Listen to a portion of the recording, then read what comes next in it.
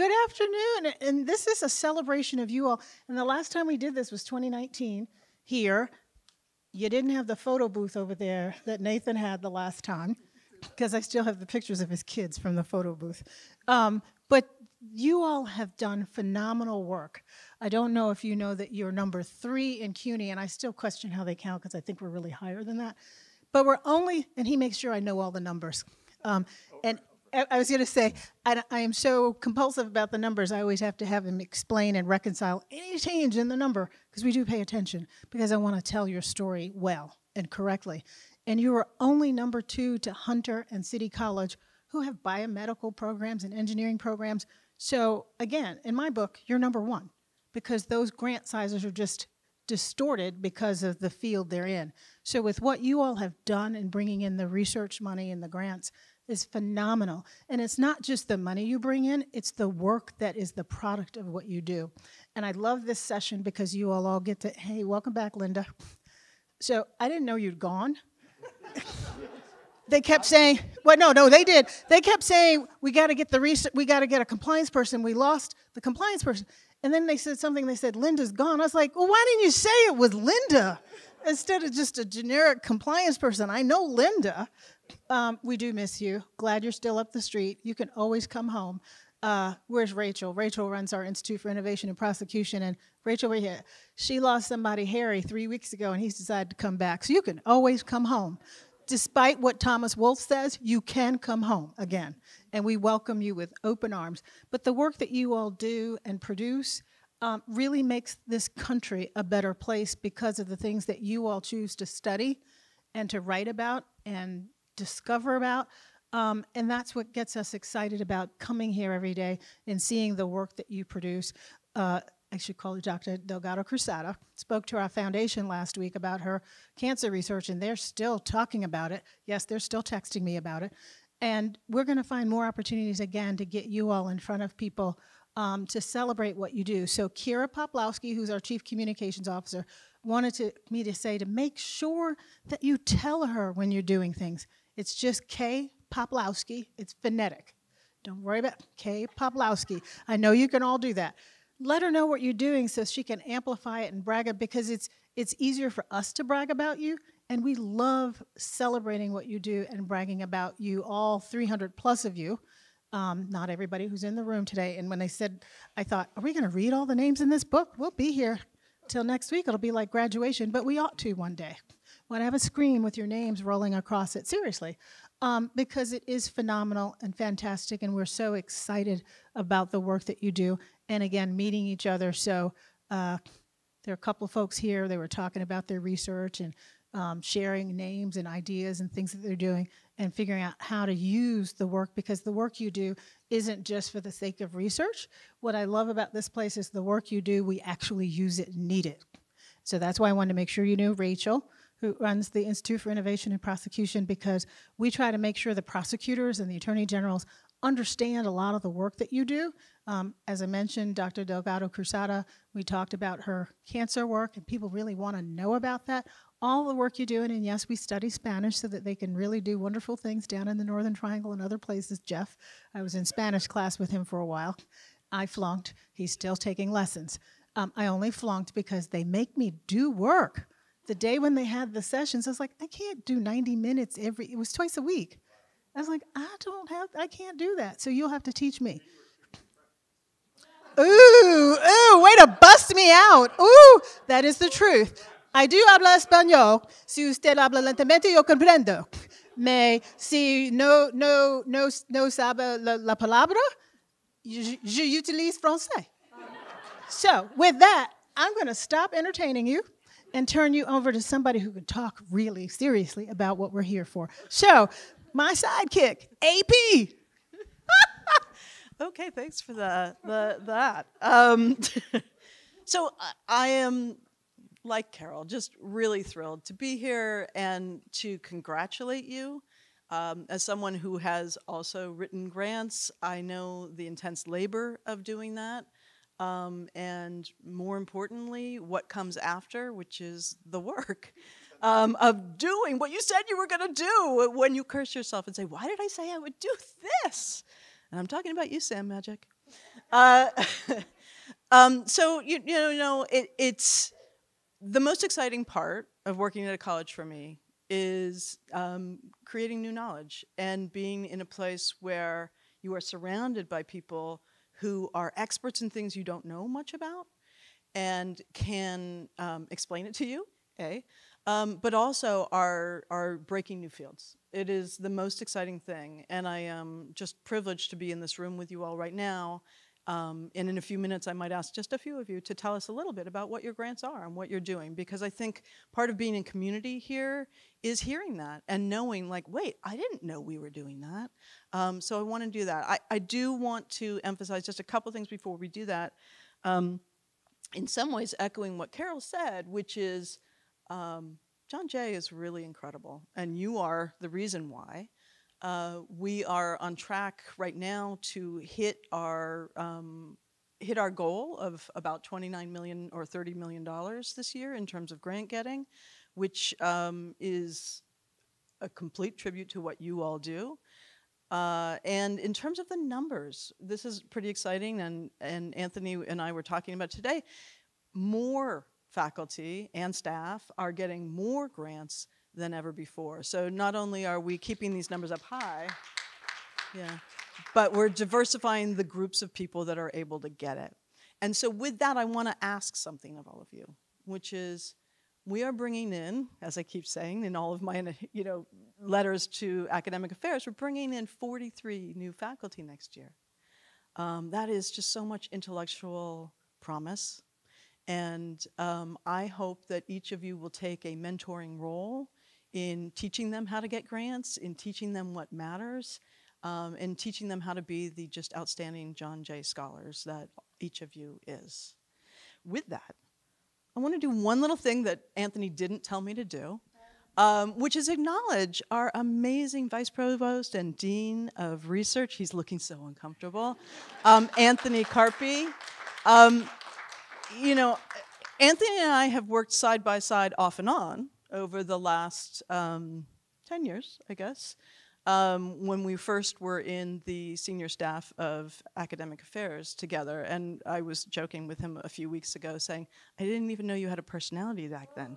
Because it's not his fault. I don't think he knew I had one either. It was a very different academic affairs. We were all pretty quiet. But one of the things that I just, I love Anthony. He is amazing, but he's very humble. And one of the things that I think does not go noticed as much at John Jay as it should is he has been at the helm of research while we have tripled our grant getting capacity, and while we have become the most productive faculty in terms of individual faculty scholarly productivity in CUNY. And that's not an accident, right? Okay, so John Jay College is, in terms of individual faculty productivity, your research productivity, we're the most productive college in all of CUNY, right? Yeah, and I'll say, I have a microphone. This is dangerous. But I'm just going to say, something caught my eye this morning. Those CUNY clips. Do you all get the CUNY clips in your email box? Maybe it's an administrator thing. It's like news that CUNY shares around.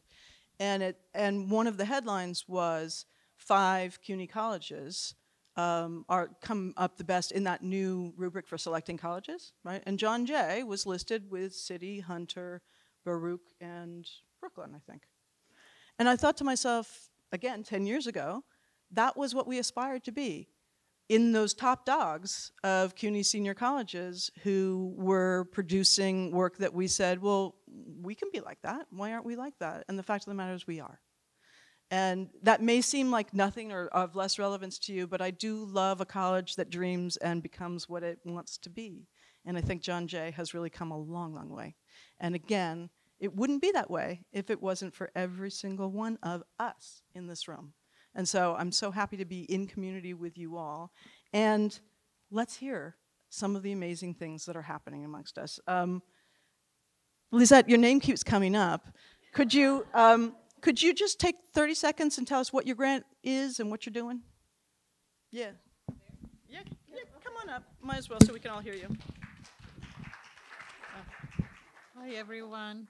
So I'm in the science department. I'm Lisa Delgado Cruzata, and I was awarded an NSF HSI STEM grant.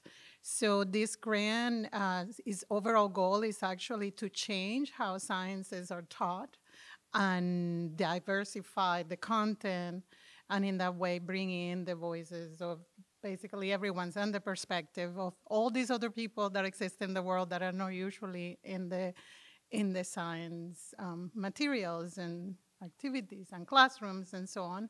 So I think that's it. I mean, we're trained faculty for a year. We work together. We support faculty so they can develop new activities and new exercises to give students using this culturally affirming perspective. And then we're going to, next year, we're going to basically evaluate how this impacts the students' attitudes. And hopefully, this basically means that the students, that we will manage to get more underrepresented minority students to graduate from the sciences. So that's kind of like the bigger picture.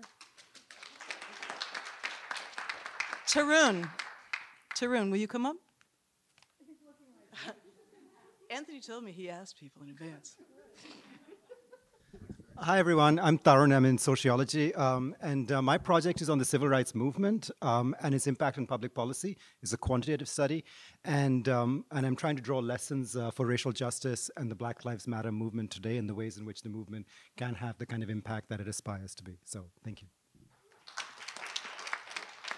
Veronica?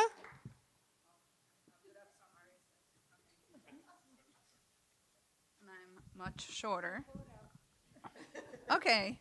Veronica Michel from the Political Science Department, and I was very lucky to co-PI with Deborah Ketzel and Jeff Mello from the Criminology Department. I'm in the Political Science Department.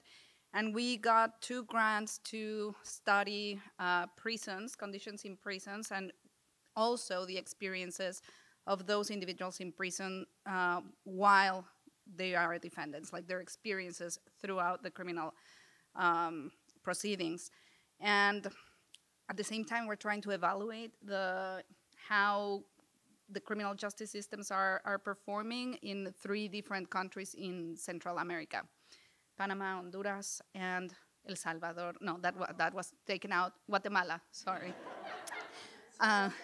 And that's the summary, and we are hoping to have results to share by the end of the year. Thank you.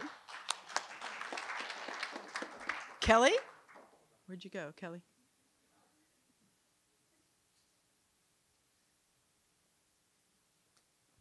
Hi, everyone. I'm a little bit taller, I guess. I'm in the psychology department. I'm Kelly McWilliams, and I, along with my collaborators at UCI, got a 5-year NIH grant to study. We do investigative interviewing research for children, and our grant specifically is looking at examining children's developmental ability to sequence events and their memory for sequencing information for us to develop evidence-based strategies for asking kids like the chronology of events when they're either victims or witnesses in the legal setting. So. And Jeff Butts.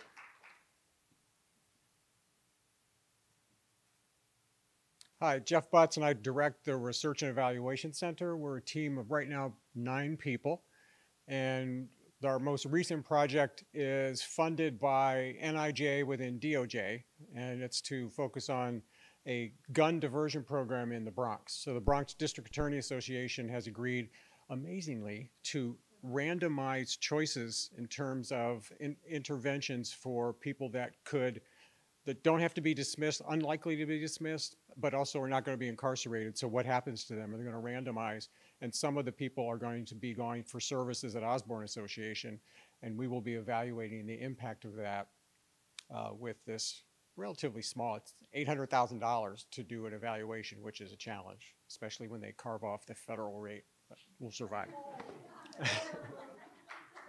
Listen. So that's just a slight sample, and if I had my way, which I don't, and Anthony did not agree with me, I would hear what each one of you is doing. But I invite you, after we finish our ceremony, to ask these people in this room, these geniuses, what they're up to. Because as you can hear, it's just so exciting. It's really fun. Thank you all.